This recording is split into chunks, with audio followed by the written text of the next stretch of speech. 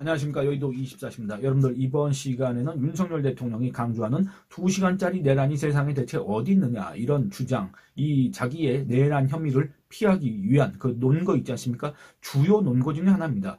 다시 한번 말씀드리면 적은 병력을 강조하고 있지 않습니까? 아니 세상에 내란을 하려고 하는 사람이 그 정도의 병력만을 이렇게 동원하는 게 말이 됐냐? 그렇기 때문에 이거는 국헌 문란할 목적이 없었다. 그리고 두 번째, 아니 세상에 2시간짜리 내란이 어디 있느냐? 아니 내란을 일으키려고 했다면 2시간만 했겠느냐? 그리고 또 국회가 계엄 해제를 요구한다고 해서 그걸 들어줬겠느냐? 그렇지 않다. 세상에 어떤 내란이 방송을 통해서 알리고 우리 국민한테 알리고 그렇게 하겠느냐? 그리고 어떻게 2시간 만에 그 종료가 할 수가 있겠느냐? 이런 취지의 주장을 계속 해오고 있습니다. 윤석열 대통령 12월 12일 담화에서도 그랬고, 그 다음에 이 신년에 이번 연초에 이 자필 메시지로 만년필로 이렇게 작성했다고 하는 그 자필 메시지가 페이스북에 이제 올라왔는데 그 내용을 봐도 이런 내용이 있습니다. 제가 그래서 앞선 영상에서는 이 적은 병력을 강조하는 윤석열 대통령 그런 노력들이 허사일 수밖에 없는 이유, 그게 쓸모가 없는 이유에 대해서 말씀드렸지 않습니까? 여러분들 이 폭동이라는 거는 이 다수인이 일으키는 게 맞습니다. 근데 그 다수인의 그 기준이 있지 않습니까? 예를 들어서 10명이면은 10명 이상이 거기에 가담하면 폭동이다. 10명 미만이면 폭동이 아니다. 이런 어떤 수요를 특정하는 그런 기준이 없다 그 말입니다.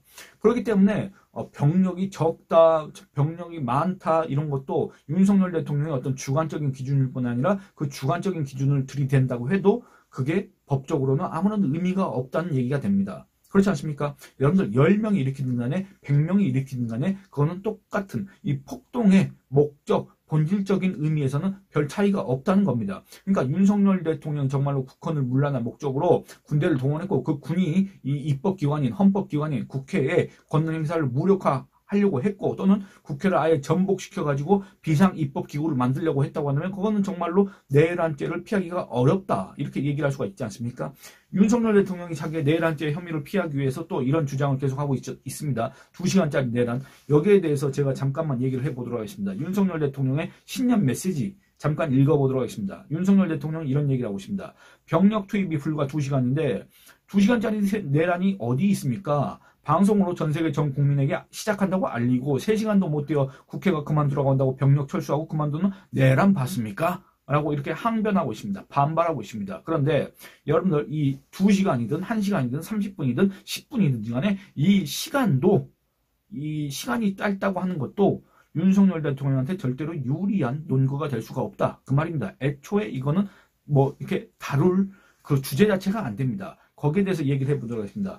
제가 과거에 썼던 그 기사 뭐였습니까? 여러분들 제가 요 앞서서 올린 첫 번째 영상, 두 번째 영상에서 계속 이 기사를 언급하고 있는데 윤석열 내란 혐의 수사 재판 쟁점 분석 제가 12월 14일, 13일 날 썼던 기사입니다.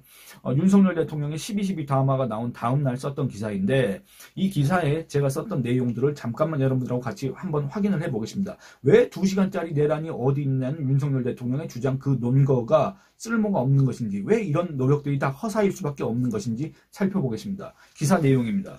윤석열 대통령은 12.12 담화에서 결국 병력이 투입된 시간은 한두 시간 정도에 불과하다. 도대체 2시간짜리 내란이 있느냐라고 반문했다. 하지만 그가 강조한 짧은 시간은 내란죄가 아니란 주장의 근거가 될 수 없다. 앞서서 지적한 것처럼 적은 병력과 마찬가지로 적은 병력도 여러분들 내란죄 혐의를 피하는데 유용한 근거가 될 수가 없습니다. 그와 마찬가지로 짧은 시간 역시 내란죄가 아니란 주장의 근거가 될 수가 없습니다. 내란죄는 그 행위의 결과와 무관하게 행위 개시 시점부터 기수, 그러니까 이 기수란 것은 어떠한 행위가 일정한 범죄 구성 요건으로 완전히 성립하는 일, 이걸 이제 우리가 기수라고 하지 않습니까? 기수가 되기 때문에 그렇습니다. 병력도 마찬가지입니다. 중요한 점은 여러분들 국헌문란 목적입니다. 국헌문란의 의도가 있었느냐 없었느냐입니다.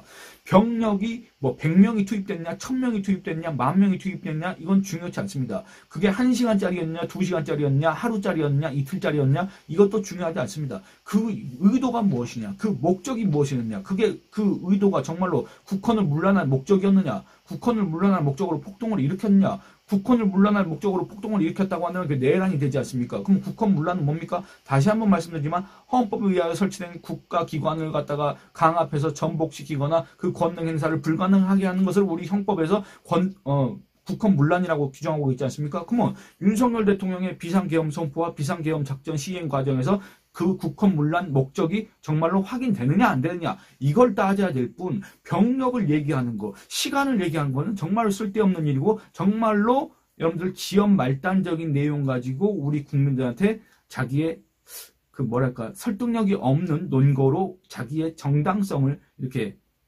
강조하는 그런 얘기다 그 말입니다. 기사 내용 다시 돌아가 보도록 하겠습니다. 법원은 국헌문란의 목적이 있었는지 여부는 피고인들이 이를 자백하지 않는 이상 외부적으로 드러난 피고인들의 행위와 그 행위에 이르게 된 경위 등 사물의 성질상 그와 관련성 있는 간접사실 또는 정황사실을 종합하여 판단한다고 판시한 바 있다. 그러니까 여러분들 지금 만약에 윤석열 대통령이 지금 현재 내란죄 피의자인 건 사실이지 않습니까? 그 윤석열 대통령이 그 윤석열 대통령에 대해서 비판하는 사람들이 윤석열 대통령은 이 내란죄를 저질렀다는 이런 비판을 하고 있지 않습니까? 근데 윤석열 대통령은 여기에 대해서 항변을 하고 있습니다. 도대체 2시간짜리 내란이 어디 있느냐? 도대체 내란을 일으키려고 했다고 한다면 국회가 계엄 해제를 요구한다고 해서 그걸 들어줬겠느냐? 아니, 그렇게 적은 병력을 동원하고서 어떻게 내란을 일으킬 수가 있겠느냐? 그러니까 애초에 나는 국헌문란 목적이 없었다. 국헌문란 목적이 없었는데 어떻게 내란이 될 수가 있느냐? 애초에 성립 불가능하다. 이런 주장을 하고 있는 셈인데 여러분들 근데 이거는 윤석열 대통령의 주장일 뿐이고 우리가 확인해야 될 거는 그 윤석열 대통령의 행위, 그 행위에 이르게 된 경위 그리고 또 그와 관련된 간접사실, 정황사실들을 종합적으로 판단해야 된다 그 말입니다. 이를 고려해서 계엄 선포 이후 1년의 진행 과정을 보면 국헌문란의 의도가 정말 없었다고 단정하기는 그야말로 쉽지 않습니다. 거기에 대해서 또 얘기를 해보겠습니다. 윤석열 대통령은 12월 3일 오후 10시 23분 비상계엄을 선포했습니다. 10시 57분 서울경찰청장 지휘를 받는 국회 경비대가 국회 출입을 통제했습니다. 왜 국회 출입을 통제합니까? 그 계엄 해제, 계엄 선포에 대해서 반대하는 그 시위 군중들의 국회 진입을 막기 위해서 경찰이 국회 출입을 통제했습니까? 그 경찰이 왜 국회의원들의 국회 출입마저도 통제했습니까? 여러분들 그게 말이 좋아서 통제지 사실은 국회를 봉쇄한 겁니다. 봉쇄. 여러분들 계엄 선포 하에서도 국회는 봉쇄될 수가 없습니다. 국회는 이 계엄사령부의 통제하에 들어가지 않습니다. 그런데 경찰이 이 국회를 갖다가 봉쇄했습니다. 그리고 군이 투입됐습니다. 보시기 바랍니다. 11시 27분에는 계엄사령관에 임명된 박안수 육군참모총장 명의의 계엄사령부 포고령 1호가 발표됐다. 해당 포고령에는 국회와 지방의회 정당의 활동과 정치적 결사, 집회, 시위 등 일체의 정치활동을 금한다는 내용이 담겼다.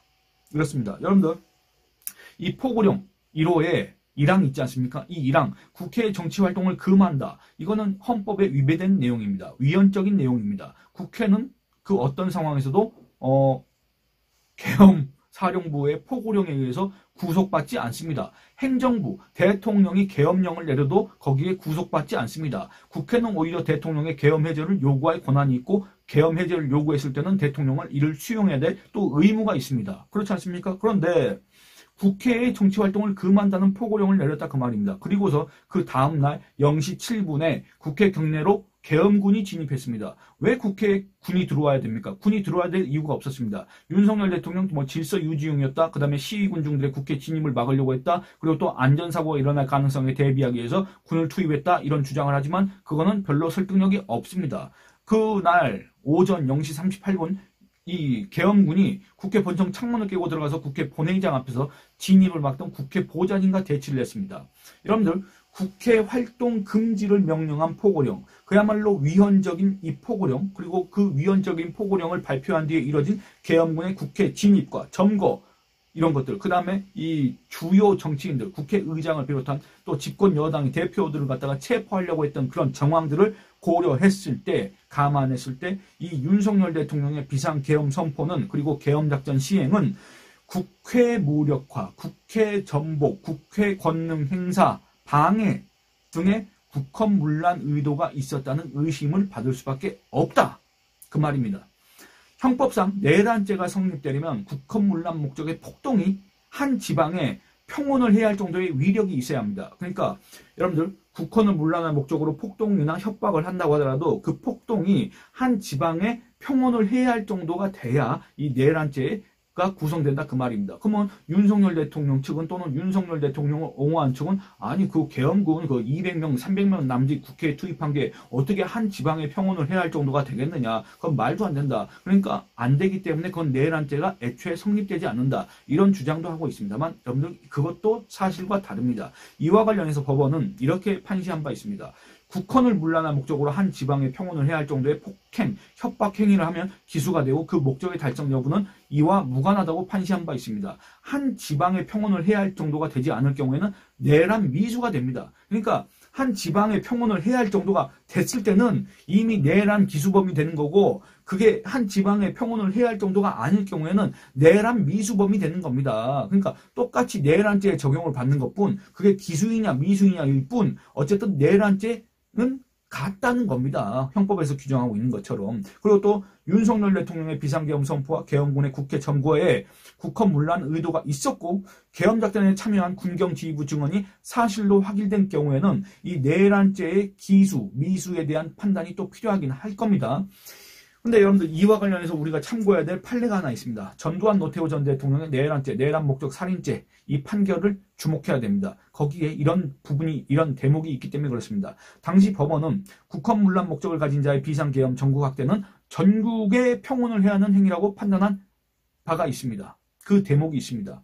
이는 윤 대통령이 국회의 계엄 해제 요구를 수용했다고 해도 애초에 국헌문란 의도를 가졌다고 한다면 그러니까 아니 세상에 2시간짜리 내란이 어디 있느냐. 아니 세상에 내가 내란을 하려고 했다면 국회가 계엄 해제를 요구한다고 해서 내가 그걸 들어줬겠느냐. 아니 세상에 그런 내란이 어디 있냐. 이런 주장을 하고 있지만 여러분들 윤석열 대통령이 국회의 계엄 해제 요구를 갖다가 수용했다고 하더라도 실제 그렇게 하긴 했지만 애초에 만약에 윤석열 대통령한테 국헌문란 의도가 있었다고 한다면 다시 말씀드리면 그 국헌문란은 헌법기관인 국회를 강압해서 전복시키거나 그 권능 행사를 불가능하게 하는 것 또는 그 권능 행사를 상당 기간 불가능하게 하는 것 이런 것들을 갖다가 가졌다고 한다면 죄목은 내란 미수죄, 내란죄가 성립될 수 있다는 사실을 의미합니다. 어디에서 그걸 갖다가 우리가 유추할 수 있습니까? 바로 전두환 전 대통령, 노태우 전 대통령의 내란죄 판결문에서 이와 같은 사실을 우리가 확인할 수 있다 그 말입니다. 그 당시의 판결문의 대목을 살펴보도록 하겠습니다. 1980년 5월 17일 당시 시행되고 있던 계엄법 등 관계 법령에 의하면 비상계엄의 전국 확대는 이게 중요한 겁니다. 비상계엄의 전국 확대. 여러분 윤석열 대통령은 분명히 비상계엄을 선포했습니다. 비상계엄은 뭡니까? 이 계엄사령관이 여러분들 행정사법 업무를 관장하게 되어 있습니다.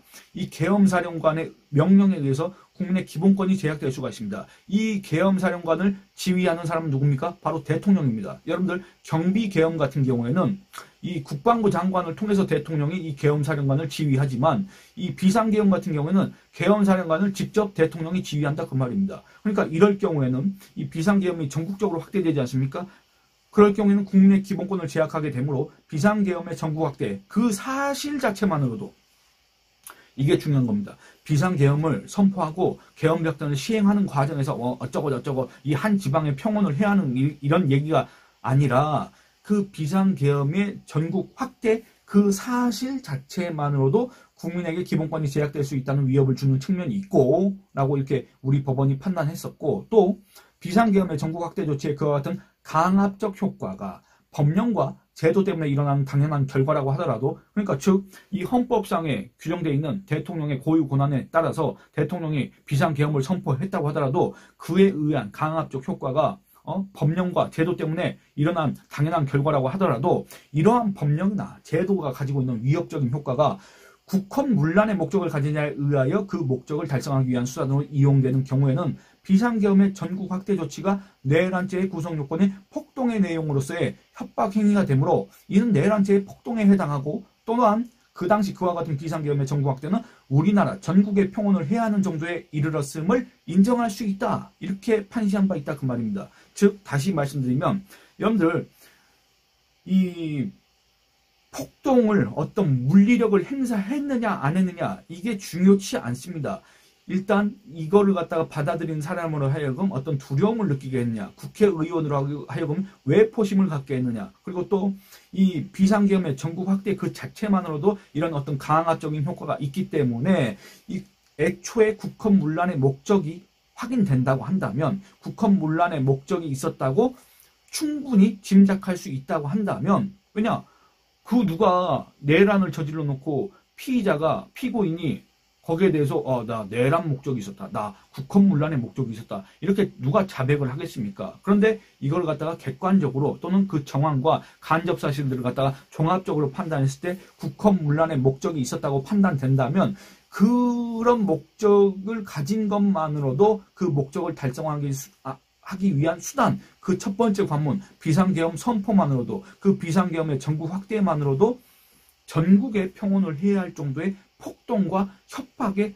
해당한다는 게 바로 우리 법원의 판단이었다 그 말입니다. 그러니까 이런 것들을 놓고 봤을 때 세상에 2시간짜리 내란이 어디 있느냐, 아니 세상에 국회가 계엄 해제를 요구한다 해서 그걸 수용하는 내란이 어디 있느냐는 윤석열 대통령의 주장은 우리 법원의 판단과는 상당히 거리가 멀다. 과연 여기에 대해서 이제 이 수사가 진행되지 않겠습니까? 이 수사가 진행되고 이제 재판이 진행될 거 아니겠습니까? 이 과정에서 과연 우리 사법부는 여기에 대해서 어떤 판단을 할 것인가? 과거 판례를 준용해서 이 윤석열 대통령의 내란죄를 갖다가 판단할 것인가? 아니면 이 윤석열 대통령의 이러한 적은 병력, 짧은 시간, 또 국회 계엄해제 요구 수용 이런 것들을 갖다가 근거로 해서 이건 국헌문란의 목적이 없었다 이렇게 판단할 것이냐. 지금 현재로서는 예단하기는 어렵습니다만 여러분들의 의견을 구하고 싶어서 이렇게 또 마지막 영상을 찍게 됐습니다. 여러분들 이 영상은 여기서 마치도록 하겠습니다. 좋아요 많이 눌러주시고 의견 많이 표명해 주시고 채널 구독과 영상 시청을 다른 분들한테 권유해 주시길 부탁드리겠습니다.